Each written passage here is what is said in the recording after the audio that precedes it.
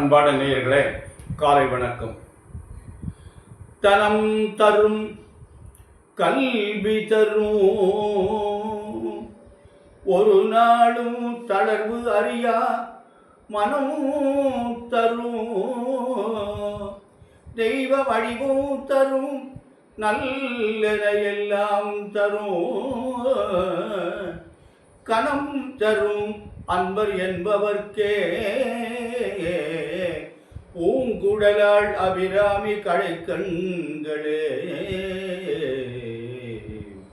விரும்பித் தொழும் அடியார் விழிநீர் மல்கி மெய்குலகம் அரும்பி ததும்பி ஆனந்தமாகி சுரும்பிற் கழித்து மொழிதடுமாறி முன் சொன்னவெல்லாம் தரும் பித்தராவர் என்றால் அபிராமி சமயம் நன்றே. அன்பார்ந்த நேயர்களே, மாசி மாதம் 23ஆம் நாள் சுக்கிரவாரம் வெள்ளிக்கிழமை. இந்த வெள்ளிக்கிழமைக்கு அம்மனை வணங்க வேண்டிய அம்பிகை வழிபாடு செய்வதற்குரிய அருமையான நாள். இன்னைக்கு அஷ்டமி 2:06 வரை மதியம் இருக்குது. அதன் பிறகு நவமி வந்துடுது. மிருகசி நட்சத்திரம் ஃபுல்லாக இருக்குது. சித்த யோகம். வெள்ளிக்கிழமை ராகுகாலம் எப்போதுமே 10:30 முதல் 12 மணி வரை. யமகண்டம் 3 முதல் 4:30 வரை. குளிகன் 7:30 முதல் 9 வரை. சூலம் மேற்கு.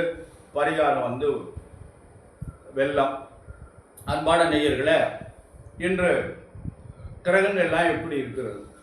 கிரகங்கள்லாம் இந்த சூரியன் கும்பத்தில், சனி கும்பத்தில், சந்திரன் ரிஷபத்தில் இருக்கார். இன்றைக்கி மத்தியானத்துக்கு மேலே மாறிடுவார். செவ்வாய் மிதுனத்தில் இருக்கார். புதன் மீனத்தில், குரு ரிஷபத்தில், சுக்கிரன் மீனத்தில், ராகு மீனத்தில், கன்னியில் கேது. இது இந்த கிரகங்களுடைய அமைப்பு. இதில் இன்று மேஷ ராசிக்கு எப்படி இருக்கிறது? மேஷ ராசிக்கு அமோகமாக இருக்கிறது. நேற்றிலிருந்து அருமையான நாள். ஏன்னா இந்த ராசியில் ராசிநாதன் செவ்வாய் 3ல் இருக்கார். 2ல் குருவும் சந்திரனும் சேர்ந்துருக்கார். 4ஆம் அதிபதியும் 9ஆம் அதிபதியும் ஒன்றா சேர்ந்துருக்காரு. இன்றைக்கு மதியம் வரையும் இங்கே இருப்பார். மத்தியானத்துக்கு மேலே தான் அவர் நகர்ந்து போகிறாருங்க. அதனால் அவருக்கு நல்ல அருமையான நாள். மேஷராசி என்பவர்களுக்கு நல்ல நாள். சனி பகவான் 11, சூரியனும் சனி பகவானும் 11 இருக்கார். இந்த கிரக அமைப்பெல்லாம் மேஷராசிக்கு நல்லதே நடக்கும். இன்றைக்கி மத்தியானம் வரையும் நல்ல காரியங்களாக செஞ்சுக்கலாம். அப்படி இருந்தாலும் குரு 2ல் இருக்கார், ஒன்றும் பிரச்சனை இல்லை. அடுத்தபடியாக ரிஷபராசி என்பவர்களுக்கும் நல்ல நாள். ஏன்னா இந்த ரிஷபராசி என்பவர்களுக்கு இந்த குரு பார்வை பிரமாதமாக இருக்கிறது. 7ஆம் இடத்த குரு சந்திரனை சேர்ந்து பார்க்குறாங்க. அது ஒரு பெரிய அமைப்பு. அதனால் நல்லதெல்லாம் நடக்கும், நல்ல காரியங்கள்லாம் நடைபெறும் என்று சொல்வது. அன்பான ரிஷபராசி என்பவர்களே, உங்களுக்கு ஜென்மத்தில் குரு இருக்குது. ஆனால் சந்திரனோடு சேர்ந்து இருக்கிறதுனால நீங்கள் ஒன்றும் பயப்பட வேண்டாம். சனி 10ல் இருக்குது, ராகு 11ல் இருக்குது. இதெல்லாம் உங்களுக்கு ஒரு நல்ல அமைப்பு. அதனால் கவனமாக நடந்து கொள்ளுங்கள். நிச்சயமாக நல்லதே நடக்கும். பிரச்சனைகள்லாம் சால்வ் ஆகிடும். அடுத்து மிதுன ராசி என்பவர்களே, உங்களுக்கு குரு 12ல் இருக்காரு. ஆனால் அந்த குரு தனித்து இல்லை. எப்போதுமே ஒரு கட்டத்தில் குரு தனியாக இருக்கப்படாது. அந்தணன் தனித்திருப்பது தவறு. அந்தணன் என்றால் என்ன? அந்தணன் என்றால் பிராமணன். ஒரு கிராமத்தில் ஒரு பிராமண வீடு மட்டும் இருந்தால் அந்த கிராமம் வளர்ச்சி அடையாது. அதுதான் அந்தணன் தனித்திருப்பது தவறு என்று சொன்னார். அதனால அந்த காலங்களில் அக்ரகாரம் என்று சொல்லி வரிசையாக நிறைய பிராமண வீடுகள்லாம் நிறைய இருக்கும். அதனால அந்த வளர்ச்சி அடைகிறது. அதனால் ஒரு பிராமண விட்டு உள்ள ஊரை கிராமத்தை பாருங்க. கிராமங்களில் தான் அந்த மாதிரி இருப்பாங்க. டவுன்லாம் கூட அந்த மாதிரி இருக்க மாட்டாங்க. பார்த்தீங்கன்னா அந்த கிராமம் வளர்ச்சி இருக்காது. அதனால அந்த அந்தணன்கிறவன் குரு. இந்த குரு ஜாதகத்தில் தனித்து இருந்தான்னா பிரச்சனையை உண்டு பண்ணிடுவான். அதனால சந்திரனோடு சேர்ந்து இருக்கிறார். அது ஒரு நல்ல அமைப்பு. அதனால மிதுன ராசி என்பவர்களே, உங்களுக்கு குரு பகவான் 12ஆம் இடத்துல இருந்தாலும் சுபகரியங்களாக நடக்கும். பயப்படாதீங்க. சந்திரனோடு சேர்ந்து இருக்கிறார். அன்பான கடகராசி என்பவர்களே, உங்களுக்கு அருமையான நாள். குரு சந்திர யோகம் இருக்கிறது. 11ஆம் இடத்துல இருக்கார் குரு. அருமையான அமைப்பு. உங்களுக்கு 5ஆம் இடத்தை பார்க்குறான். 5ஆம் இடத்தை குருவும் சந்திரனும் சேர்ந்து ராஜயோகத்தோடு பார்க்குறான். அதனால் கடகராசி என்பவர்களுக்கெல்லாம் இது நல்ல நாள். நல்லது நடக்கும். நல்ல காரியங்களாக நடைபெறும். சிம்மராசி என்பவர்களே உங்களுக்கு நேரம் சரியில்லை, கொஞ்சம் பார்த்து கவனமாக நடந்து கொள்ளுங்கள். அதாவது 10ஆம் இடத்துல இருக்காரு குரு, அதனால் மேலதிகாரியுடைய கோபங்கள்லாம் ஏற்படும், பதவி இறக்கம் ஏற்படும். நீங்கள் என்னதான் நியாயமாக பண்ணால் கூட நீங்கள் ஒழுங்காக வேலை செய்யலைன்னு உங்கள் மேலே ரிமார்க் வந்துடும். அதனால் அதுக்கெல்லாம் இடம் கொடுத்துறாங்க. ரொம்ப ஜாக்கிரதையாக கவனமாக நடந்து கொள்ளுங்கள். யாரையும் நம்பாதீங்க. பக்கத்தில் இருக்கிற டேபிளில் இருக்கிற கூட அவங்களெல்லாம் நண்பர்கள் அங்கெல்லாம் நம்பாதீங்க. வெளியில் டீ குடிக்க போகணும்னு நினச்சிங்கன்னா மேலே டேபிளில் இருக்க பேப்பர்லாம் எடுத்து உள்ளுக்குள்ளே ட்ராவுக்குள்ளே வச்சு பூடிட்டு போங்க. ஏன்னா கெட்ட வேலை ஏற்படுறது என்னென்ன நடக்குமோ அத்தனை நடக்கும், பார்த்து கவனமாக நடந்து கொள்ளுங்கள். அடுத்து இந்த குரு பேச்சு உங்களுக்கு சாதகமாக இருக்கு. ராகுவும் சரியில்லை. ராகு வந்து உங்களுக்கு 8ஆம் இடத்துல இருக்காரு சிம்மராசி என்பவர்களுக்கு. அதனால் பார்த்து கவனமாக நடந்து கொள்ளுங்கள். கன்னிராசி என்பவர்கள் உங்களுக்கு பிரமாதமாக இருக்கு. குரு 9ஆம் இடத்துல இருக்கு. ஓடி போனவனுக்கு 9ஆம் இடத்துல குரு. அந்த ஆள் மட்டும் தனியாக இல்லை, அவர் சந்திரனோட சேர்ந்து இருக்கிறார். சந்திரனோட சேர்ந்து இருப்பது நல்லது. குரு சந்திர யோகம் என்பது. உங்களுக்கு சனி பகவான் வந்து 6ல் இருக்கார், சூரியன் 6ல் இருக்கார். இதெல்லாம் பாவகிரகங்கள் 6ல் இருப்பது பெரிய சிறப்பு கன்னிராசி என்பவர்களுக்கு. துளாராசி என்பவர்களுக்கு குரு 8ல் இருக்கார், அஷ்டம குரு. துளாராசி என்பவர்களுக்கு சந்திரன் 8ல் இருக்காங்க. அது ரெண்டும் உங்களுக்கு நன்மை இல்லை. அதனால் பார்த்து கவனமாக நடந்து கொண்டு புதுசாக எதுவும் செய்யாதீங்க. இன்னும் கொஞ்ச நாள் தான் பொறுமையாக இருக்கும். குரு 9ஆம் இடத்துக்கு வந்துடுவார்.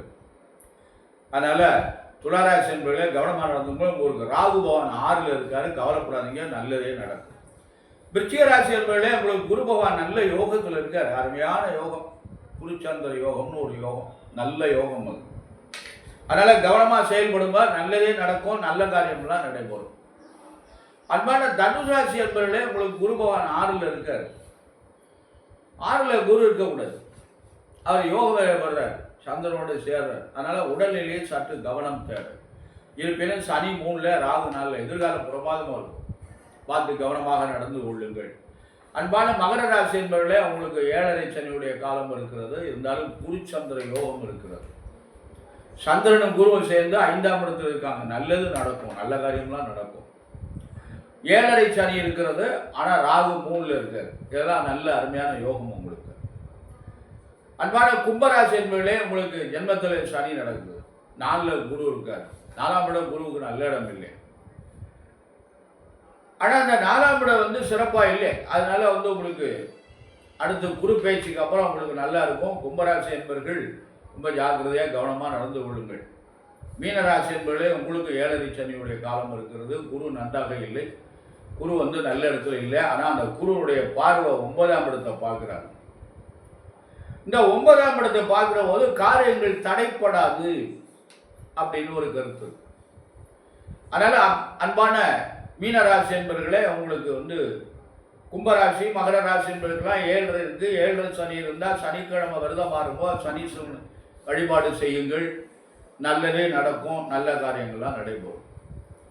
அன்பான நேயர்களே, நமக்கு 7.5 சனி இருக்கிறது, அஷ்டம சனி இருக்கிறது, 8ஆம் இடத்தில் குரு இருக்கிறது, காரியங்கள் நடக்க மாட்டேங்குது அப்படின்னு வந்து கொண்டே இல்லாமல் இறைவனுடைய நாமத்தை சொல்லுங்கள், இறைவனுடைய வழிபாடு செய்யுங்கள், ஆலயத்துக்கு செல்லுங்கள், சனிக்கிழமை தோறும் எள்ளு தீபம் ஏற்றி சனி பகவானை வழிபாடு செய்யுங்கள், காக்கைக்கு எள்ளெண்ணெய் வையுங்கள். இயன்றால் வன்னி மரம் கிடச்சுன்னா வன்னி கன்று வாங்கி ஆலயத்தில் நந்தவனம் இருந்ததுன்னா அதில் பயிர் செய்யுங்க. அந்த வன்னி பத்திரத்தை பறித்து சனீஸ்வரனுக்கு அர்ச்சனை பண்ணுங்க. இதெல்லாம் உங்களுக்கு நல்ல பலன் தரும். தட்சிணாமூர்த்திக்கு வில்வ பத்திரத்தால் அர்ச்சனை பண்ணுங்க. சிவபெருமானுக்கு ஒரு வில்வத்தாளை எடுத்து சாத்தினா போதும், உங்களுக்கு பெரிய புண்ணியம். பெருமாளுக்கு வந்து துளசி தளம் ஒரு தளம் வைத்தாலே அவ்வளவு புண்ணியம் உண்டு. அதே மாதிரி சிவபெருமானுக்கு ஒரு வில்வ இலை பறித்து கொண்டு அலம்பிட்டு பாகத்தில் வச்சுட்டீங்கன்னா அதை விட பெரிய புண்ணியம் உலகத்தில் எதுவுமே இல்லை.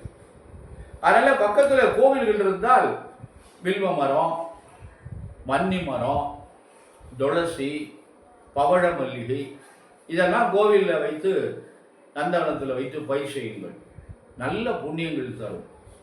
நல்ல விருட்சங்களை வளர்ப்பது, மரங்களை வளர்ப்பது பெரிய புண்ணியம். அதுவும் இறைவனுக்கு பயன்படக்கூடிய அந்த மரங்களாக வாங்கி நம்ம பயிர் செய்து அந்த புஷ்பங்களை பறித்து அந்த இறைவனுக்கு சாட்டுகின்ற பொழுது அந்த புண்ணியங்கள் நமக்கு நிறைய கிடைக்கும்.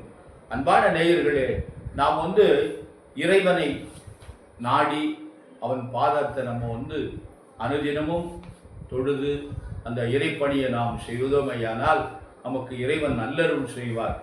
அதாவது ஜாதகங்களில் என்ன கிரகங்கள் இருக்கோ, நமக்கு பிறக்கின்ற பொழுது இறைவன் நம்ம ஜாதகத்தில் கிரகங்கள் எப்படி இருக்கோ அதுதான் நடக்கும். அதை நம்ம மாற்றி அமைக்கிறதுக்கு யாராலையும் முடியாது.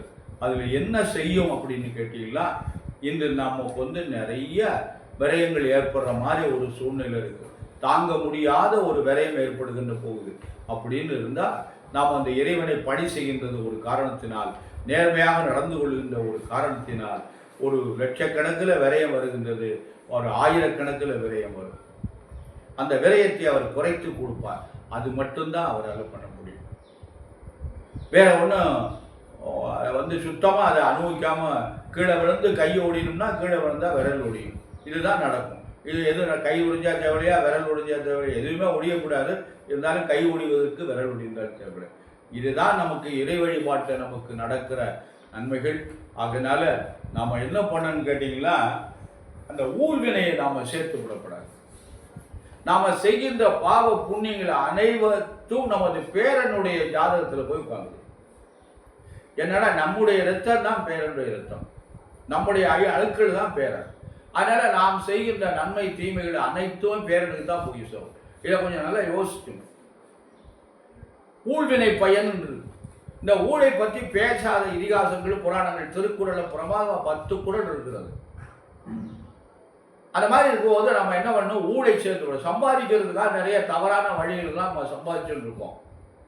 அது பின்னாடி வளர்ச்சி அடைய முடியாது. இப்பொழுது தெரியாது, வாய்ப்பு இருக்குது, வசதி இருக்குது, செல்வாக்கு இருக்குது, அதிகாரம் கையில் இருக்கிறதுனால நிறைய நம்ம தவறான முறையில் சம்பாதிக்கிறோம்.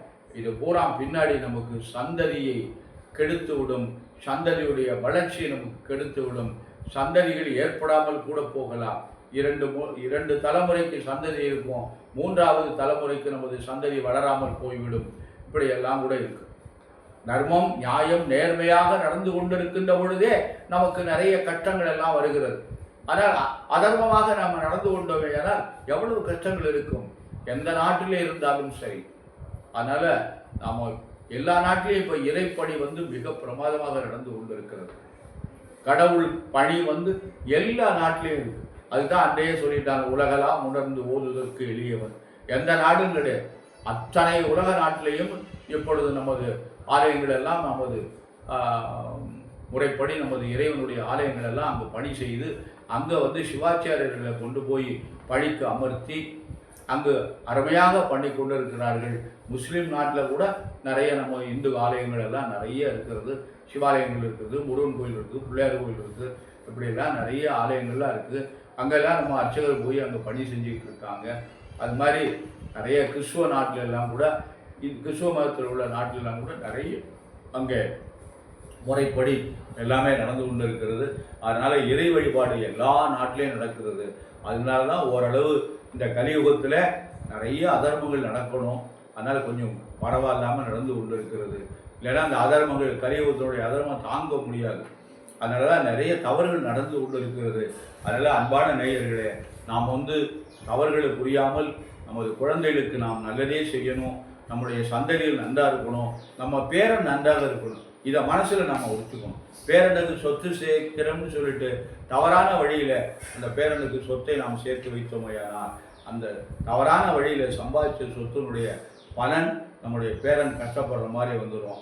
பேரனுக்கு சந்ததி இல்லாமல் போயிடும். இப்படியெல்லாம் இருக்குது. அன்பான நேயர்களே, எல்லோரும் நலமுடன் வாழ வேண்டும், நல்லதே செய்ய வேண்டும், நல்லதே நினைக்க வேண்டும், நல்லதே நடக்கும் என்று கூறி எல்லாம் வல்ல எம்பெருமான் சர்வேஸ்வரனையும் வள்ளல் பெருமான் வள்ளியின் மணவாளன் முருகனையும் பிரார்த்தனை செய்து நிறைவு செய்கிறேன். நன்றி, வணக்கம்.